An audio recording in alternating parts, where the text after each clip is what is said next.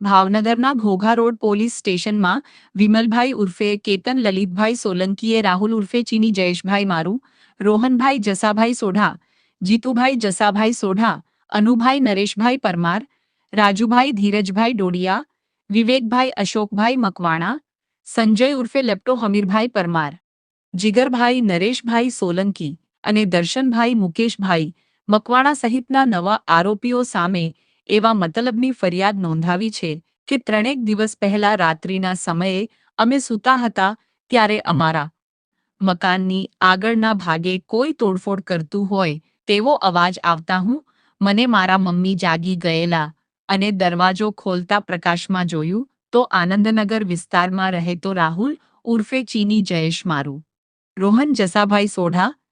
જીતુ જસાભાઈ સોઢા, અનુ નરેશ પરમાર,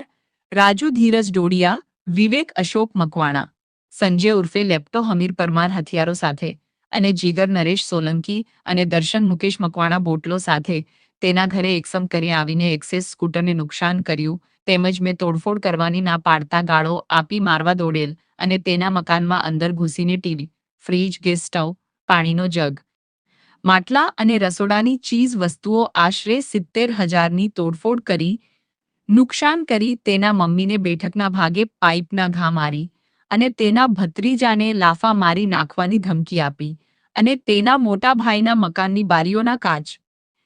એસીનું કમ્પ્રેસર તોડી મકાનમાં સોડા બોટલોના ઘા કરી અને કારને અંદાજે 4 લાખનું નુકસાન કર્યું, જે તમામ મળીને કુલ ₹4,80,000નું નુકસાન કર્યું હોવાની ફરિયાદ નોંધાતા ઘોઘા રોડ પોલીસે આરોપીઓને ઝડપી લેવા ચક્રો ગતિમાન કરીને 7 જેટલા આરોપીઓને ઝડપી લીધા છે.